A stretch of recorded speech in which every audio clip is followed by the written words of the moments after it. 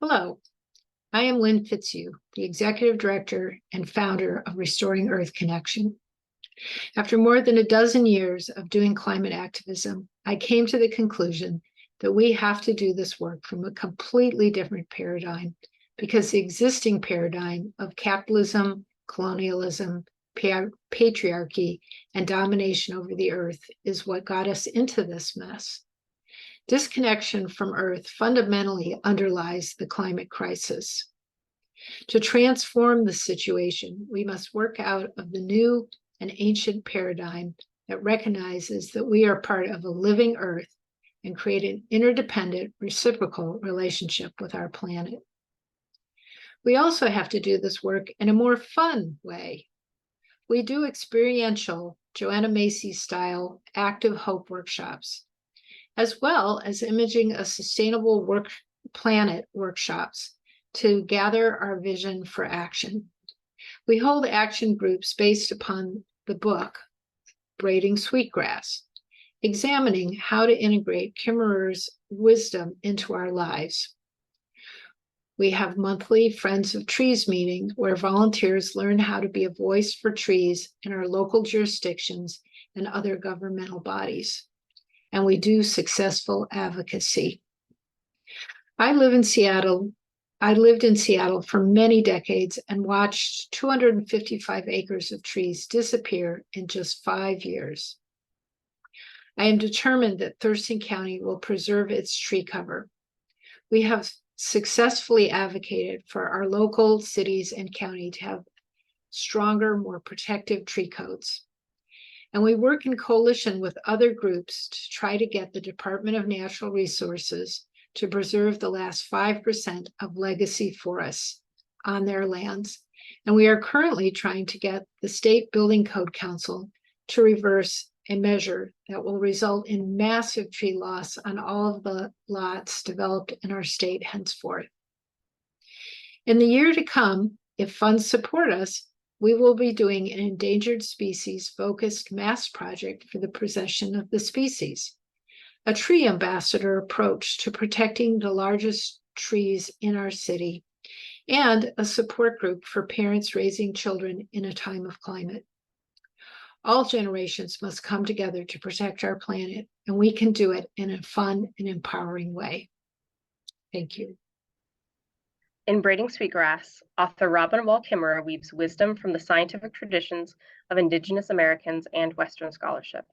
As a facilitator for our Braiding Sweetgrass Study Action Group, I have felt common cause by seeing the same frustration and heartbreak at human-caused earthly destruction, and I have felt strengthened by seeing the same desire to change. As our action group moves through this work, we deepen our understanding of the vast gifts offered by the earth and their vast ability to sustain us, guiding us into transforming our relationship with the land we live with into a symbiotic partnership. I took Lynn and Carolyn's Active Hope workshop because I was struggling with despair in the face of climate catastrophes. I'm an ecosystem biologist and a woman of faith, and I couldn't not see what was happening around me. So after I took the workshop, I realized the rage that was driving my struggle. And I came to focus more on what I could actively do to reach people who were motivated, who would be more easily motivated to take personal actions to slow climate change, not only in their own homes and communities, but even with the state legislature, which is our own capital city.